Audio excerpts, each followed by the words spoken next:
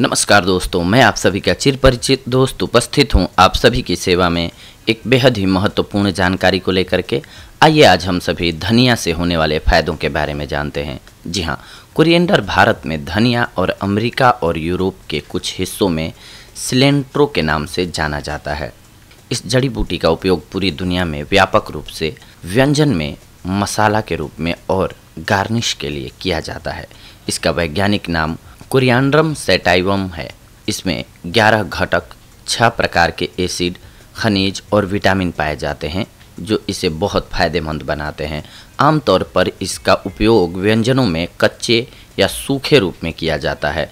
सूखा धनिया संपूर्ण रूप में और पाउडर दोनों रूपों में पाया जाता है।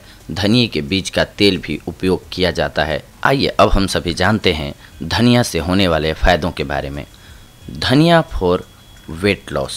यदि आप मेटाबॉलिज्म बढ़ाने और वसा को जलने वाले खाद्य पदार्थ का उपभोग करते हैं तो आपका वजन कम हो सकता है।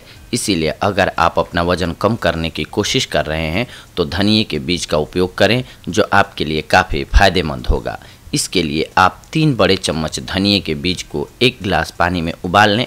जब पानी आधे से कम हो जाए तो इसे छान लें और प्रतिदिन 2 बार इसका सेवन करें। धनिया का पानी थायराइड में। यदि आपको हाइपोथायराइडिज्म और हाइपोथायराइडिज्म जैसी थायराइड की समस्याएं हैं तो आप धनिया के बीज का सेवन करें। इसका उपयोग हार्मोन को नियमित करता है। इसमें उच्च प्रकार के विटामिन, खनिज और एंटीऑक्सीडेंट्स पाए जाते हैं जो थायराइड की समस्या में बहुत लाभदायक होते हैं। इसके लिए आप धनिया का काढ़ा, धनिया की स्मूदी या धनिया का पानी अपने आहार के रूप में उपयोग करें।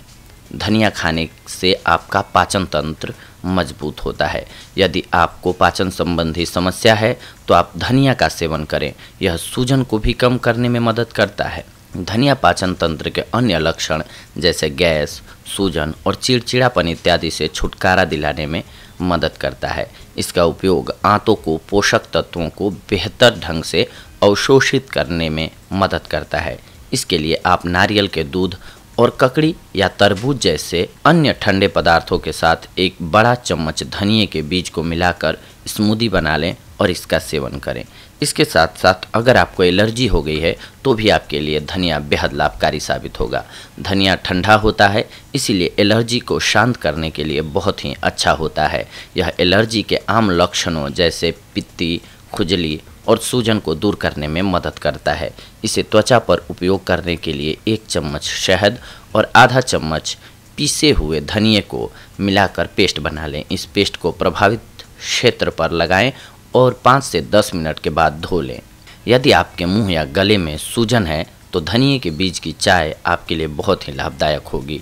इसके लिए आप 1 कप पानी में 1 छोटा चम्मच पीसी हुई धनिया का बीज उबालें। अब इसको गर्म गर्म पी लें। आप चाहें तो इसमें स्वाद के लिए शहद भी डाल सकते हैं। आप धनिया के बीज को ठंडे खीरे या अजवाइन के डंठल के रस में मिलाकर भी सेवन कर सकते हैं। इसके अलावा अगर आप गठिया रोग से पीड़ित हैं तो भी आप धनिया का प्रयोग कर सकते हैं।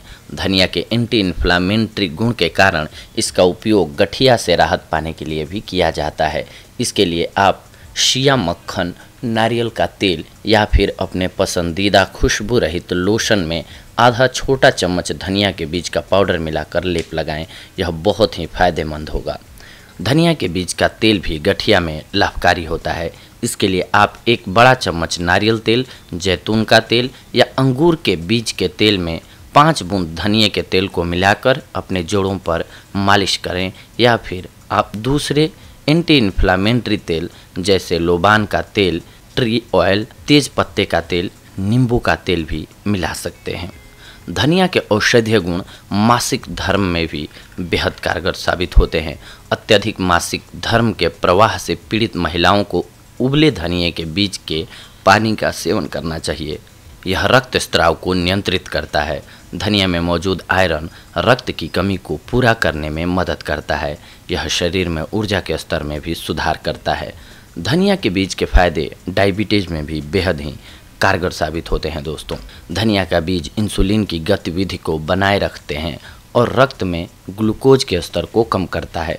अतः स्रावी ग्रंथियों पर धनिया के उत्तेजक प्रभाव के कारण अग्न्याशय में इंसुलिन का स्त्राव बढ़ता है। यह अन्य सामान्य चयापचय कार्यों के ठीक से होने के लिए रक्त शर्करा के स्तर को तेजी से कम करता है। इसके लिए आप धनिया पाउडर या धनिया बीज का उपयोग सूप, अचार, रस में कर सकते हैं। आप धनिया के पानी का भी उपयोग कर सकते हैं। इसके लिए आप 10 ग्राम कुटे हुए धनिया के बीज को पूरी रात पानी में भिगोने के लिए रख दें और सुबह उठकर उस पानी को पी लें। हरे धनिये के बीज के लाभ: आँखों की खुजली मिटाने के लिए। धनिया के बीज में उच्च एंटीऑक्सीडेंट गुण होते हैं जो आँखों में खुजली, लालिमा और सूजन को कम करने में मदद करते हैं। धनिया के बीज में एंटीबैक्टीरियल गुण पाए जाते हैं जो नेत्र, श्लेष्मा, शोथ जैसे संक्रामक रोगों से आँखों की रक्षा करते हैं। अगर आपको कंजक्टिवाइटिस की समस्या है तो इसके लिए धनिया के बीज के काढ़े से अपनी आँखों को धोएं। इसके अलावा आँखों की विभिन्न समस्याओं से छुटकारा पाने के लिए प्रतिदिन खाली पेट धनिये का सेवन करें। इसके अलावा साबुत धनिया के फायदे त्वचा के लिए: धनिया में कीटाणुनाशक, विषहरण, एंटीसेप्टिक, एंटीफंगल और एंटीऑक्सीडेंट गुण होते हैं जो एक्जिमा, सूखेपन और फंगल संक्रमण जैसे त्वचा विकारों को साफ करने में मदद करते हैं। जैसा कि पहले हम आपको बता चुके हैं कि धनिया कई एंटीऑक्सीडेंटों में समृद्ध है जो त्वचा की कोशिकाओं को नुकसान पहुंचाने से फ्री रेडिकल्स को रोक सकते हैं। विटामिन ए एक महत्वपूर्ण घुलनशील विटामिन और एंटीऑक्सीडेंट है जो बलगम झिल्ली और त्वचा स्वास्थ्य बनाए रखने के लिए महत्वपूर्ण है। विटामिन सी एक शक्तिशाली प्राकृतिक एंटीऑक्सीडेंट है जो फ्री रेडिकल्स से लड़ता है। इस वजह से उम्र बढ़ने के लक्षणों को रोकने में ये मददगार साबित होता है, जैसे लूज स्किन, झुर्रियाँ, रंजकता, इन सब को दूर करता है। इसके अलावा धनिये का रस जो है वो बालों के लिए भी बेहद लाभकारी साबित होता है। धनिया का रस नए बालों के विकास में मदद करती है और बालों के झड़ने की समस्या से छुटकारा दिलाती है क्योंकि इसमें आवश्यक विटामिन और प्रोटीन होते हैं जो बालों के विकास में मदद करते हैं। आप पानी की कुछ एक बूंदों का उपयोग करके धनिया के ताज़े पत्तों का पेस्ट बना लें। शैम्पू करने से 1 घंटे पहले इस पेस्ट को अपने सिर पर लगाएं। प्रभावी परिणाम पाने के लिए 2 से 3 सप्ताह में इसका 2 बार इस्तेमाल करें। आप पानी में धनिया के पत्तों को उबालकर उसे ठंडा करके अपने बालों को भी धो सकते हैं। इसके अलावा धनिया के पत्ती के लाभों में से एक मुख्य लाभ है कि ये उच्च रक्तचाप को कंट्रोल करता है। LDL यानी कि कोलेस्ट्रॉल को कम करने के अलावा धनिया हाई ब्लड प्रेशर को कम करने में मदद करता है। यह जड़ी बूटी पोटेशियम, मैग्नीशियम, कैल्शियम, मैग्नीज और लोहे का अच्छा स्रोत है। यह उच्च पोटेशियम और कम सोडियम के कारण हृदय की दर और रक्तचाप को नियंत्रित करने में मदद करता है। इसके साथ साथ अत्यधिक मात्रा में सेवन करने से धनिये के कुछ एक नुकसान भी हो सकते हैं। इनके बारे में आइए जानते हैं। धनिया के बहुत ही कम नुकसान हैं, पर इसके अधिक मात्रा में सेवन से एलर्जी की समस्या हो सकती है जो त्वचा पर देखी जा सकती है। धनिया के अधिक मात्रा में सेवन करने से हमारी त्वचा के सनबर्न होने की संभावना बढ़ जाती है जो लंबे समय में त्वचा के कैंसर का कारण बन सकती है।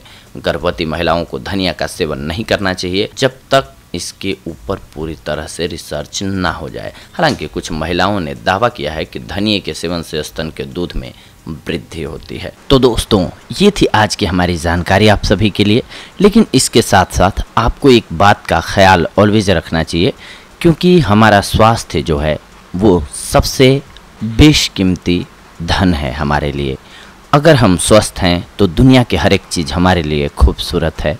अगर हमारी बॉडी में कोई भी बीमारी घर कर जाती है, आ जाती है, तो हमारे लिए दुनिया की सारी चीज़ें बेकार हो जाती हैं।